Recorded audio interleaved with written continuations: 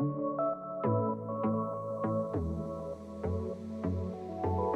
everyone. Welcome back to the Nuance Needed podcast. I'm Amanda. And I'm Sam.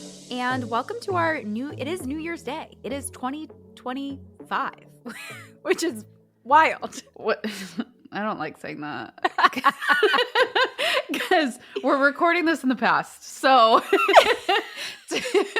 to be like, wow, it will be January 1, 2025. It's day one, starting all over. Wow. Yeah. How do you feel about the new year, Sam? What are your feelings about it? As a therapist, as a human? I personally, I don't mind it. Yeah. I like it. I'm also someone, though, that really enjoys winter. Yeah. And she moved to Florida, ladies and gentlemen. Oh, it hurts. I know. I'm never going to stop saying that. I know. It's okay. Everybody does. People DM me. It's fine. Whatever.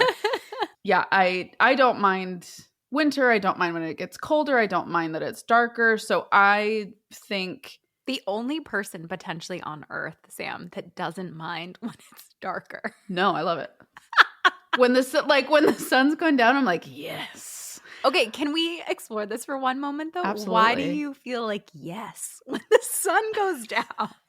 I think the sun, and I think I heard this from Glennon Doyle. Okay. I find the sun to be very bossy. I feel like when it's sunny outside, it's telling me what I have to do.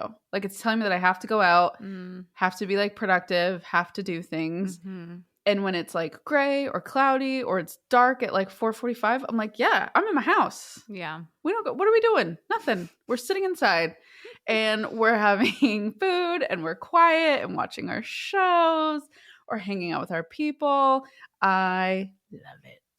All right, I think what's that Danish word? Is it hygge? How do you pronounce it? Higgy? Hygge. How do you pronounce it? I don't know. I think it's hygge. I know it's Hygge, but I think it's hygge. Yeah. That's my thing. I believe you. I believe you because I don't know. Books on it. Yeah.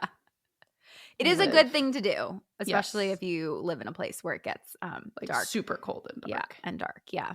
That's so funny. I get that. Sometimes during the summer in Florida, I really enjoy the thunderstorms in the summer. Yeah. Because I love thunderstorms actually. And I love so I do feel that way in the summer of I love but it is funny. It's I like rain days more in Florida because it's unique. Where in Philadelphia when I lived there, it felt like 90 is a strong percentage, but 75% of the days were cloudy. Yeah. And rained a lot. And when it rains for multiple days in a row. Where here, sometimes it'll rain really hard and then it'll be sunny later a lot of times. Yes. So I will be interested in if your opinion of the sun changes as you live here or if you leave. Because you can't handle it. If I come over one day and I'm like, I'm going to hold your hand because I have some news for you. But yeah, anyway. So you like the new year. Yes, You like the new year. I do. But I think, and there was a distinction that we got into just before we hit record. And then you were like, stop talking and let's record this. Yes. I see the new year and New Year's resolutions, I see them differently. Mm-hmm. And I think to take it one step further, I separate resolutions and goals. Mm-hmm. I think those are two different things. So let me explain. Mm-hmm. When I think of a New Year's resolution, what I don't like about that is it assumes that you are going to be a new person on January 1. Yes. It assumes this idea of clean slate, starting over, doing it new and better. And I'm in my healing era or I'm having my glow up, my new aesthetic, whatever word you want to put to it. And that's just setting all of us up for failure. Yeah. Because on day one, we realize that we are in fact the same person with the same inner narratives, the same mental roadblocks, the same insecurities, the same doubts, the same life circumstances. And we just get really frustrated, feel like we can't stick to them, and we give up. Yeah. And then everybody just gets depressed because it's winter and it's dark and it's cold and they don't like it. And then everybody is just the start of the year sucks. Yeah. I like goals because I think goals leave room for our imperfections. Nuance is what I was going to say. Yeah, at least nuance.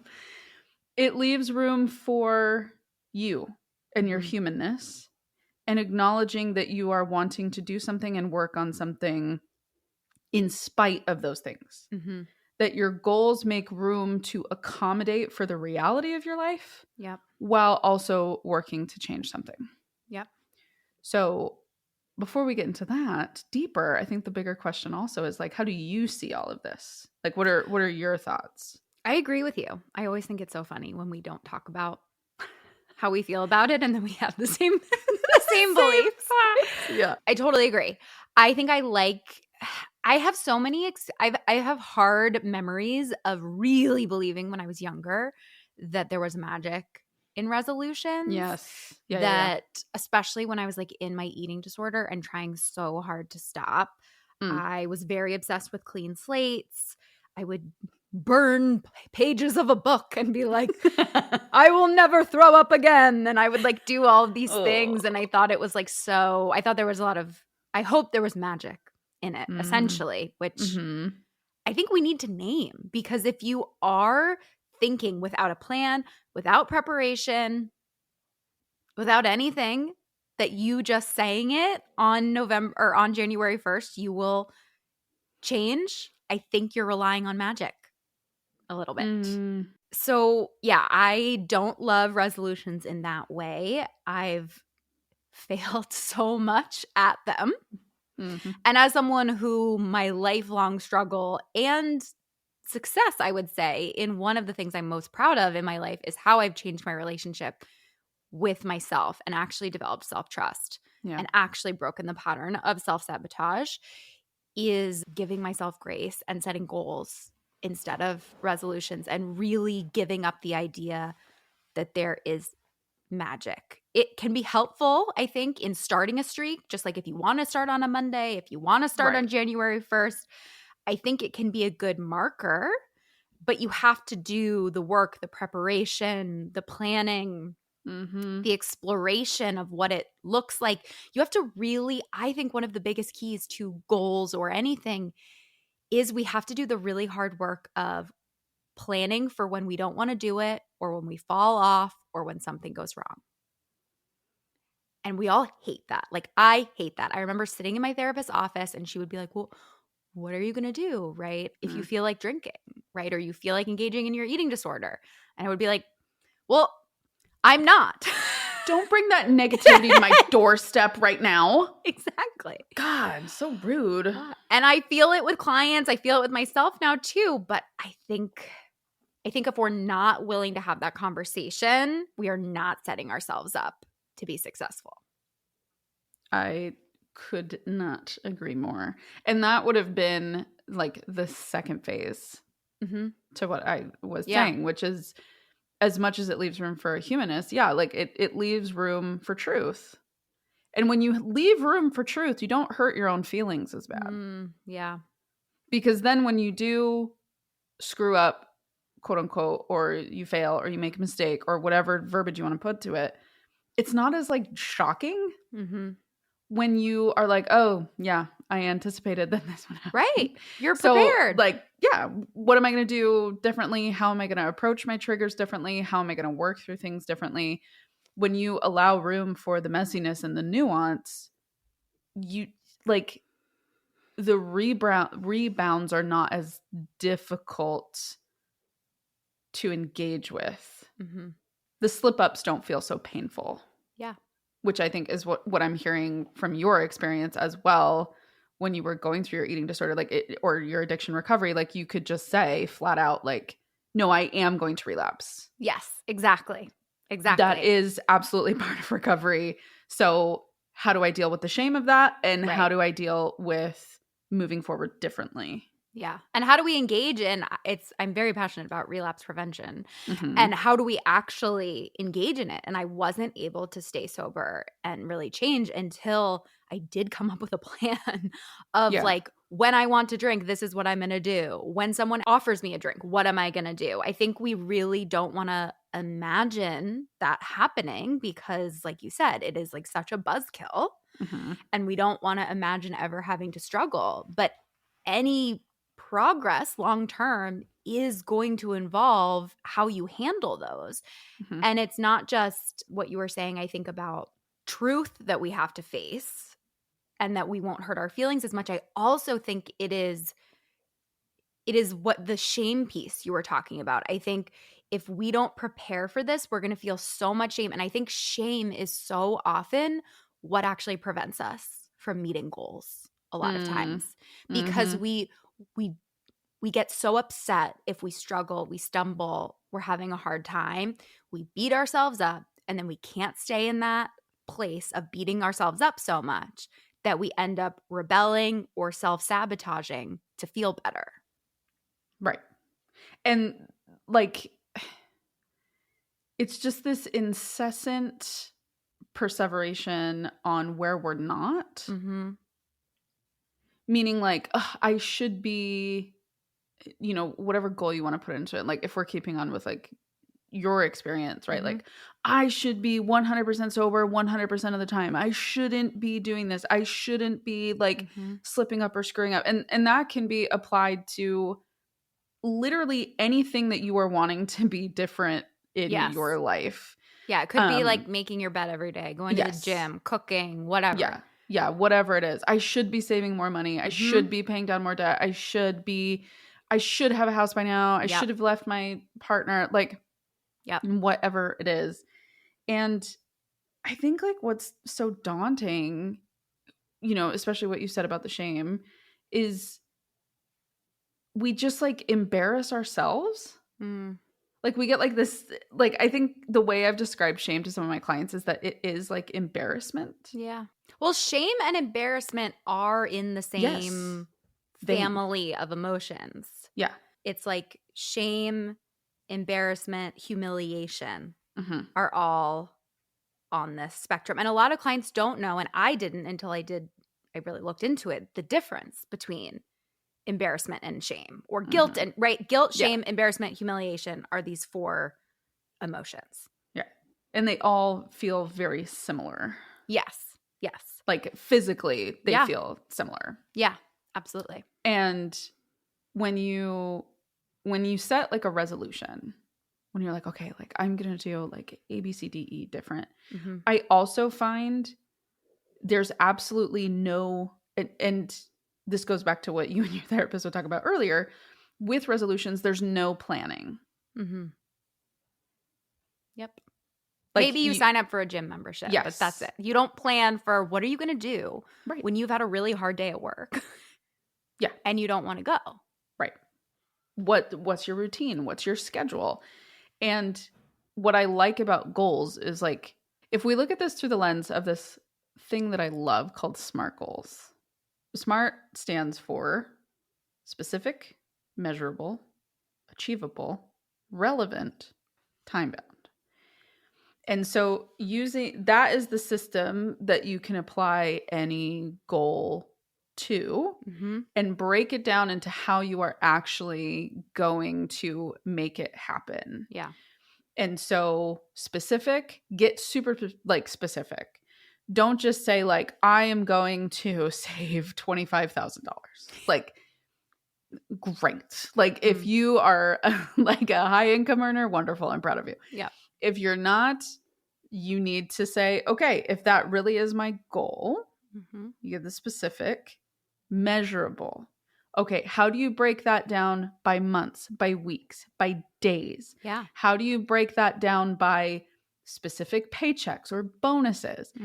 Are you going to, do you want some in an investment account, your Roth IRA, your 401k, your high yield savings? Like, are there all these different, are you okay that 25,000 is across those accounts? Are you wanting it to just be, I need cash savings, right?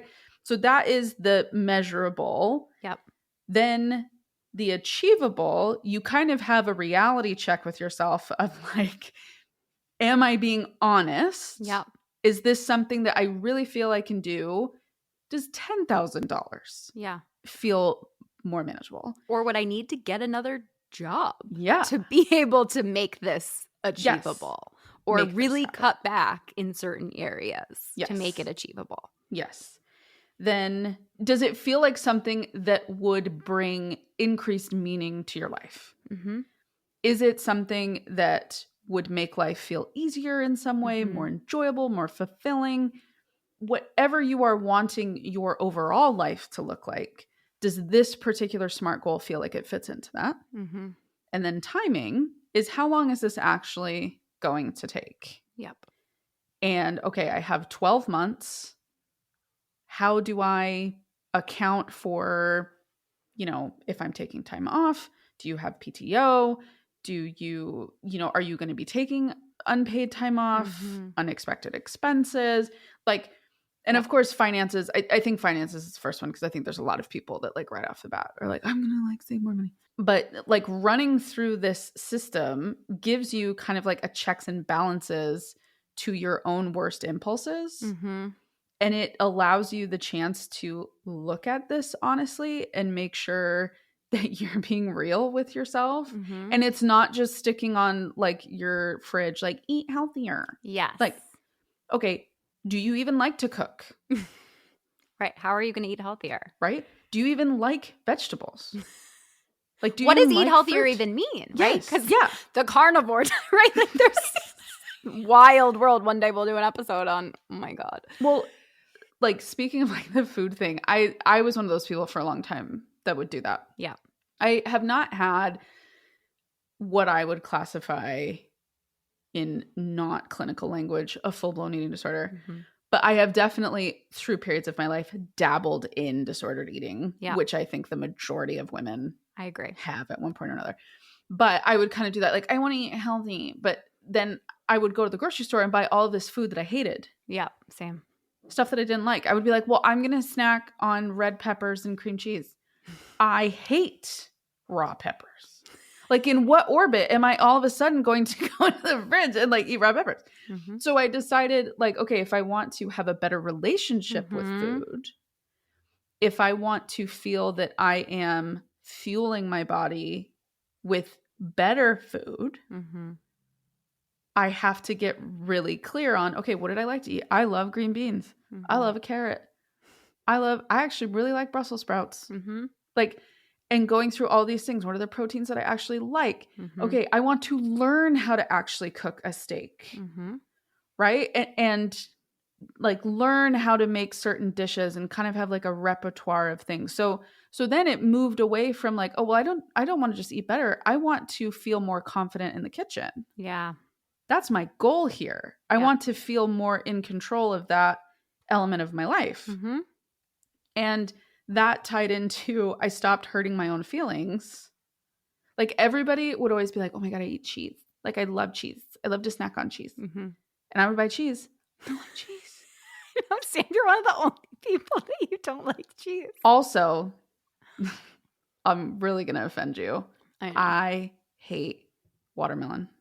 Oh my God, I feel like we've had this conversation. I hate watermelon. It is gross. My sister, my whole family almost cuts me off over this. My friends don't get it. Watermelon is great, but you do you. you. I mean, I'm a weird texture person, so I get not liking things, and the texture is just what the texture is. I will offend lots of people, but I think fish and shellfish is not food. The texture is not food. It is like a piece of rubber. That is how I feel. Not food. Oh, it feels funny. Like a mistake that humans can eat this. Someone pulled it up out of the water one time, and they were really they were really desperate. But which the fun caveat of this, guys, is her husband deep sea fishes.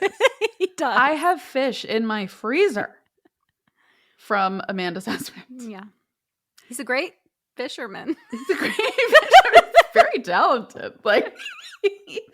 And he also cut those steaks perfectly. They were so well done. Yeah, he loves to butcher. I mean, I told last time I was like, you have to do this outside.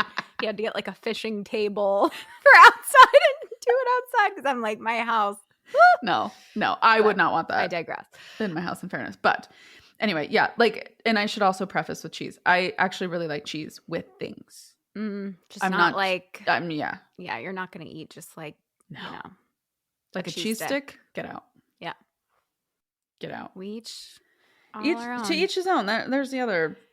But I think theme. I like what you're saying too, Sam, because I think a lot of resolutions are actually about the person that we want to become versus the thing. It's like, I want to be a person who eats healthy. Yes. I want to be a gym goer. Yes. I want to be someone who, is clean. Oh my God, the amount of New Year's resolutions I've made about being someone who is clean versus setting the goal of like making your bed every day or whatever. Yeah. And that's really, I think, a thing that we're really hitting on as a distinction between goals and resolutions is a lot of times resolutions are big and vague and made on a feeling of what you'd like versus a concrete plan of how you will change. And focusing on the nuance of your own life. Yeah. And what's realistic, what's relevant. Now that it is officially the new year, it might be a great time for you to seek therapy. If so, I'd love to share with you about my practice, Therapy for Women Center. We are located in the Philadelphia area, and we also have therapists licensed in 42 states across the country. If you're interested, check out our website, therapyforwomencenter.com. And if you do have like a hard relationship with food, for example, that might be the thing to focus on first. Yes. Before you tackle healthy eating. And that's sometimes too because even I fall into this, and if you all want to hear us rant about TikTok trends, wellness trends that we don't like, we have 2 episodes on that. I follow someone who you probably do too named Liz Moody, who's great. She has like a wonderful podcast, very good, relevant, nuanced actually, health information a lot of times. And sometimes I will be like, oh my God, I should get a filter and start filtering my tap water or do it right, like doing all these things. Yeah. And then I also have to stop myself and be like, Amanda, you don't sleep. You have bigger problems. You have bigger problems that you need to address before you worry about mouth taping. Like if you can't sleep, don't worry about optimizing your sleep. If you aren't able to feed yourself 3 meals a day, focus on eating enough first. Focus on eating a variety. Focus on adding variety before you focus on cutting things out. And I really think that is the gut check I wish we talked about more because it's really fun to talk about like, oh my God, I'm going to take probiotics and I'm going to do this and I'm going to, mouth tape and do these new exercises and become a Pilates girl and do a morning shed, right? And all of those things, or do this wellness stuff because it's exciting and it feels like, oh my God, I could become a person who has so much energy, who's happy, right? It is this like promise of happiness and fulfillment and change. But if we're going back to SMART goals, is it like relevant and is it realistic within our current life? I really had to focus on that exact lesson probably like 2 years ago where I finally, because I saw this quote that I loved in theory. Yeah. And there are certain clients and certain people that I will share this with because they're in the right headspace to do it. It's, if you come up against a decision, ask yourself, how would future me want me to respond to that? Now, I think future you is a very big, like, black hole. Well, there's also like millions of future like yous, iterations of right? you. Every day is a future you. Every day, like every 5 minutes from now is future you. However, how I boiled that down, because I heard that and I got really overwhelmed because I am so hard on myself. Like that is my Achilles heel. Like I will very often come up short. And it's why I've kind of had to become so celebratory of things. Like Amanda and I have a wonderful dynamic that I'm like, everything's great. And she's like, we could be doing better. And yeah, I'm surprised to hear you say that because of that dynamic. I'm like, we need to make the podcast bigger and better and blah, blah, blah, blah, blah. And we can't celebrate where we are. And what I had to realize is like every win is a win. Yeah. And every phase is getting me to where I would like to go. Mm-hmm. And then circling back to how I figured out who that person was, who that Mm-hmm. woman is I narrowed down to my values. Yeah.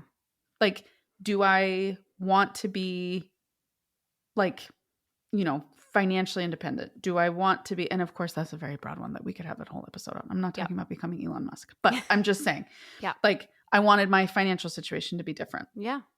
I wanted to enjoy myself. Mm-hmm. I wanted to have a life that felt full, that felt exciting, that felt meaningful to me. Mm-hmm.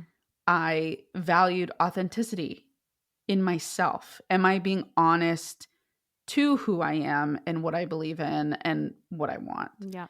I value my friendships, my connections, my relationships, all of that. Mm-hmm. So when you start getting specific on those things, making decisions and deciding on the goals that you want to have for yourself and the things that you would like to improve on start to feel much more intentional and meaningful.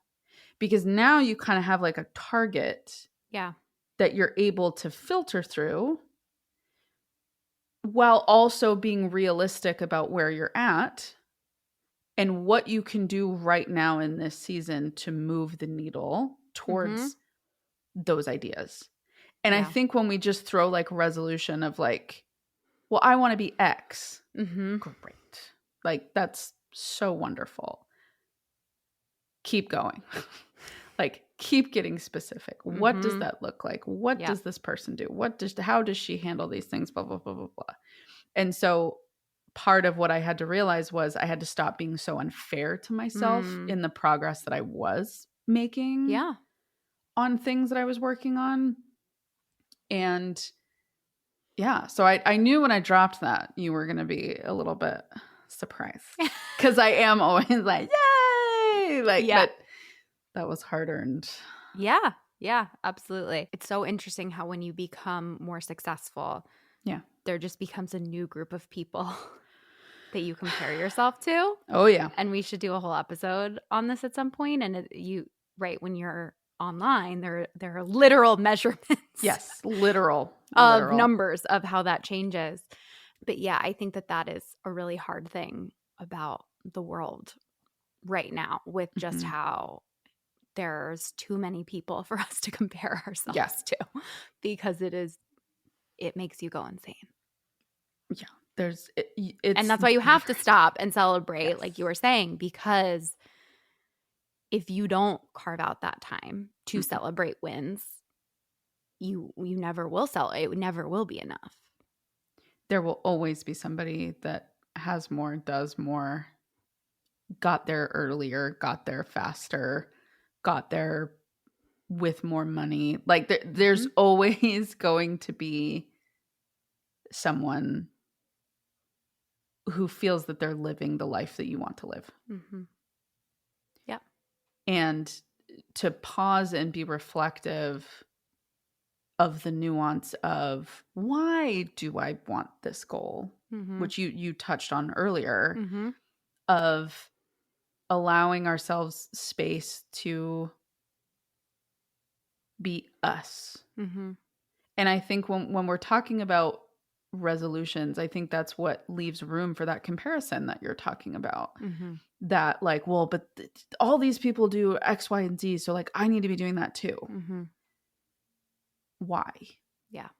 Whereas goals come from a place of intention and thoughtfulness and meaning, and that you've taken time to really sit and be like, no, I really want to do this. Like, even if it's like, I've always wanted to run a marathon. Yeah.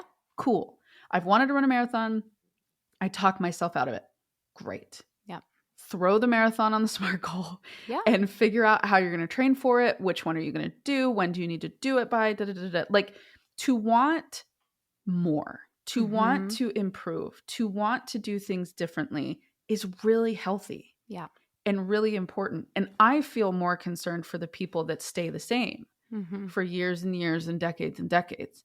Those are the people that I feel more concerned with. However, when we're talking about this idea of wanting more, wanting to do better, do different, we need to make sure that we're being really clear on the why. Mm-hmm. And is it because I love myself or because I'm wanting to punish myself? Yeah. Yeah. I was also thinking too how if we have a SMART goal, it is going to be easier for us to celebrate progress because we will be able to measure how close we got to that progress, right? Versus if you're like, I want to become someone who's clean. That is so vague that you either become someone who's clean or you don't. Like you become someone who picks up after like their house is clean enough or not. Versus if you're like, I want to, make my bed every day and clean my house once a week. Maybe you don't do it every day. And sometimes you skip a couple weeks, but you get closer. Right. And you know that, and you can at least celebrate that progress. And you can get back on track easier. Like I think that's a huge point of this because most of our goals we will not be able to do perfectly necessarily if they're a habit sort of goal. Right? Like you can run a marathon and be done with it and achieve that goal. Where if you want to be a lifelong runner, you have a lot of life left to mess that goal up.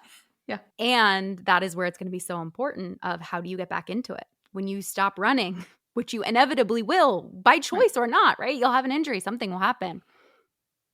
How do you pick it back up again? And that a lot of times I think is even more important than the goal itself. Is there a certain part of your house that feels the most difficult to clean?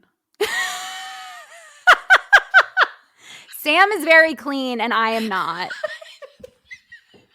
No, like I'm joking because I know the part of my house that I struggle with. I thought you were thinking of the part of my house. No. Like, Amanda, you really need to clean this part of your house. I'm not shaming her, guys. Honestly, I don't sleep. As you all know, I'm working on my sleep a lot. I struggle with sleep a lot. And I often get up in the middle, like I fall asleep or I don't fall asleep. I lay in bed with my husband. I can't fall asleep. I get up and I go to like our guest room and then try to sleep there. So often it's just like, because I don't, it's like my guest room is like in disarray. And then there's like 2 beds to make in the morning. Ugh. So then I like don't bother. So yeah, right now I'm in my guest room recording this and looking at a very like I sometimes shower in the middle of the night when I can't sleep. So then there's like a towel thrown and then I have an exercise mat in here because I was doing like PT exercises in the middle of the night because I can't sleep. She's going through it. She's in the refiner's fire right now. I would like to but I'm trying to be realistic and being like, I think the first thing is sleeping. Dealing with my insomnia has to come first. That is called meeting yourself where you're at. That's what that is. And I hate cleaning my fridge. Okay, that is like such a clean person clean answer.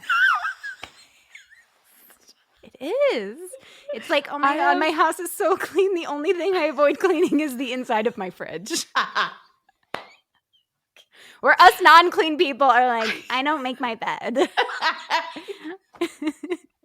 I have cleaning packets I have these little pods that you put in the garbage disposal.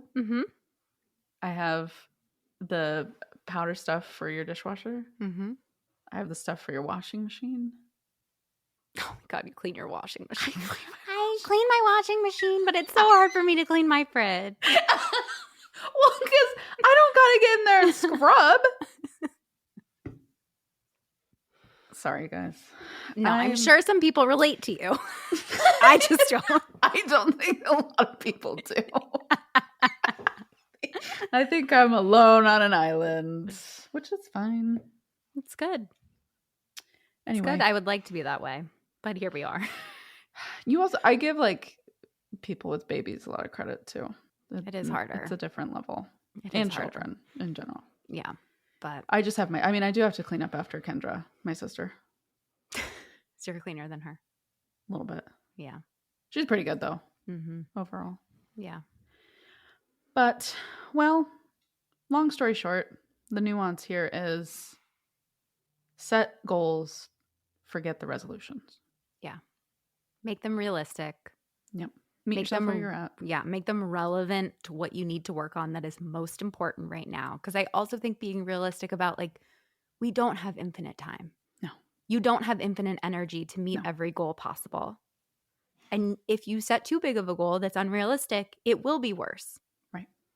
So look at your life. Look at what is most important and what would make maybe the biggest impact in your life. Mm-hmm. And if you're struggling, a therapist can also help you with this too, especially if it has to do with your relationship with something. Yep. Chat with them if you have one and find one if you don't. Yep. All right, everyone. It would make us so, so happy as we're in this new year. One of Sam and I's big goals is to grow the podcast. Yeah. If you could rate, review, subscribe, share, anything that you can do to elevate the pod is going to be the kindest gift you can give to us throughout this entire year in terms of us being able to keep doing this and getting bigger sponsorships and being able to do more for you guys and, you know, continue to make better quality episodes. We're really hoping to get to video this year. Yeah. We also might play with doing an FAQ every week in addition to our regular episode. Yeah. But yeah, we need support to be able to do that. Yeah. So long story short, any rate, review, subscribe, share. We love it. We appreciate you so much. And we hope that you have a wonderful first day of the year. Yeah. And we will see you next week. Yeah. Yeah. We have a great episode coming next week. And we have some fun episodes coming up this year, some collaborations with some cool people. As always, if you have ideas for us, you can call in to our podcast hotline, 813-444-8683, or you can email us at podcast@therapyforwomencenter.com.